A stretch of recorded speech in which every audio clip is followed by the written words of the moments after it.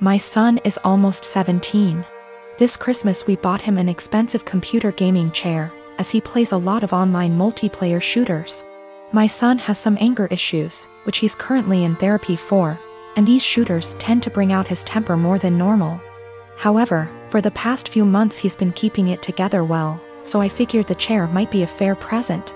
I was wrong, because the day after Christmas he was gaming, started to have bad luck. He was losing his patience. This culminated in him screaming insults and then picking up his chair and slamming it into the ground, breaking the back of it. After talking him down, we had a very serious conversation about him no longer being allowed to play multiplayer games while under my roof until his therapist feels comfortable with his progress, talked about coping mechanisms, etc.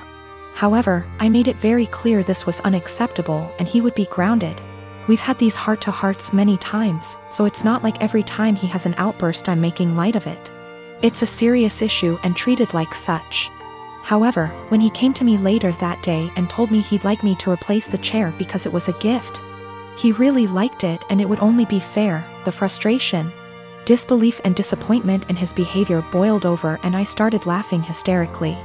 As in a full laughing fit, barely able to breathe or talk. The more he'd plead his case, the harder I'd laugh. Repeatedly asking him how it was fair in his mind to have me replace a gift I paid for that he broke in anger. This obviously pissed him off more, which led to him getting emotional, but I just couldn't seem to stop myself. I tried walking out of the room and asking him to drop it, but every time he'd say, "But I need a chair." Or, "What am I supposed to do now?" I'd laugh again. I tried explaining that I'm not laughing at his feelings. I'm laughing at how absurd it is for him as a teenager to expect me to replace he can't be bothered to treat with respect, and then whine about it when he broke it. He's still pissed about it, and feels slighted. I feel bad for laughing, and honestly wonder if I had some sort of mini stress break myself. Because it's never happened before and I couldn't seem to stop. But at the same time, I stand by the fact that his request was ridiculous enough to make most people want to laugh. Now both of my kids, 16-year-old son and 9-year-old daughter, and my ex are extremely mad at me because I won't give up my appointed time with them. My son won't even talk to me and my daughter is crying all the time. Me and my ex divorced shortly after my daughter was born. I blame him for it and he blames me. I won't go into detail here. We ended up with a 50/50 custody agreement switching every other week. While this was 8 years ago, we're still not on good terms. We rarely ever talk to each other outside of the kids, and I'm perfectly fine with that.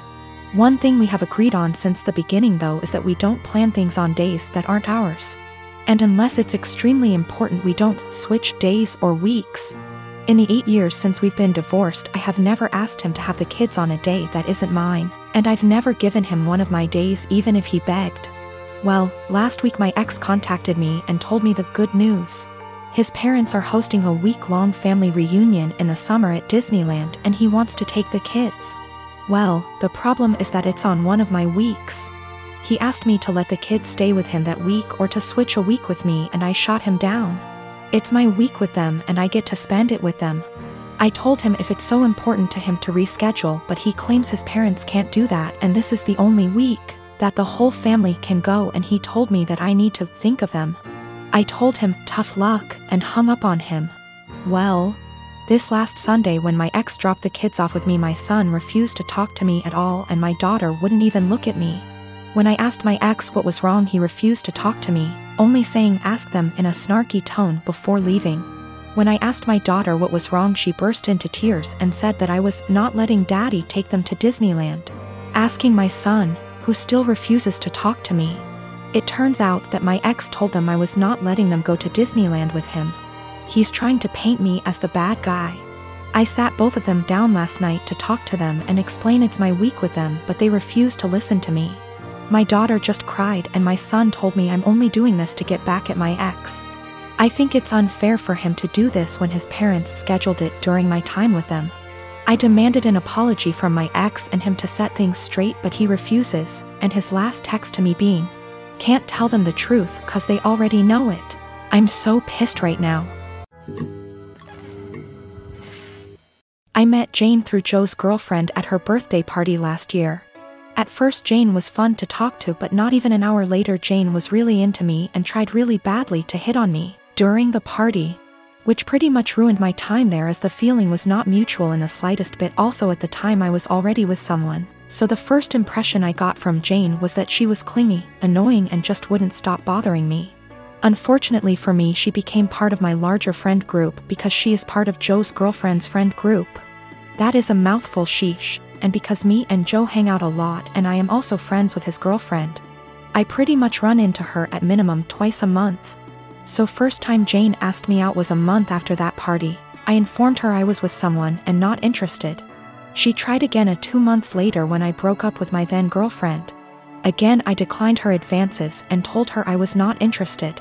I got into a new relationship not long after, but unfortunately she and I broke up about 2 months ago. Since then, as you might have anticipated, Jane has asked me out again. I said no again. Well, that brings us to this week. Everything has been opening up here, and Joe had been trying to fix me up with a friend of his girlfriend and would not tell me who. He is well aware of me having rejected Jane multiple times and the fact I am not interested in her. He knows this in detail. After a lot of what he calls convincing and I call whining, I had no interest in dating anytime soon. I relented and decided to agree to this double date idea of his.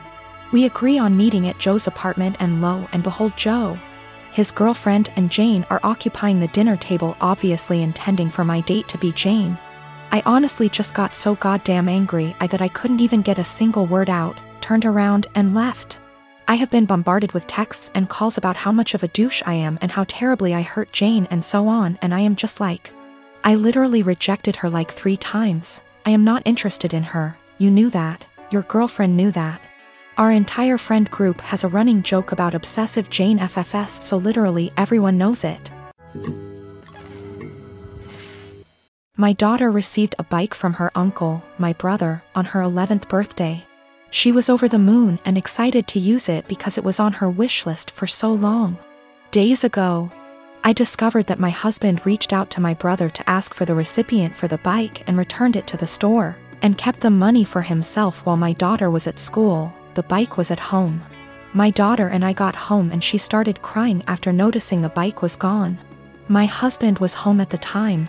He told me he returned the bike and got money in return to spend on something useful for us, since the bike was just there as a distraction and there was no need for it now since we're the dead of winter. I was aggravated and lost it on him, saying it wasn't his, didn't come from him. And he didn't pay for it, so he had no right to touch it, knowing our daughter's been wanting it for a long time, and my brother was decent enough to buy it for her despite barely having money to get him by.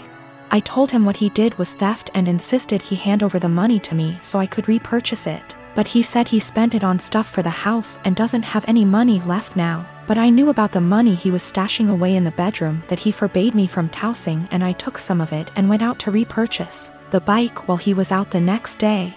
He found out and verbally lashed out at me, saying I should have never touched the money he was saving for himself, which isn't much, but I lashed right back that I had to so I could repurchase the bike he took from under our daughter.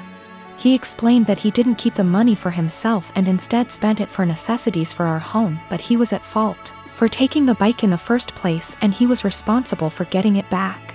He yelled at me for almost 10 minutes, then stormed outside and started smoking. My daughter asked why her dad was upset and that she no longer wants the bike if dad doesn't want her to have it.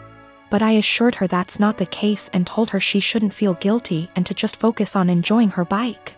My husband hasn't stopped grilling me about how I disrespected and undermined him, and managed to make our daughter hate him after making him look like the bad guy. I again said he shouldn't have touched the bike.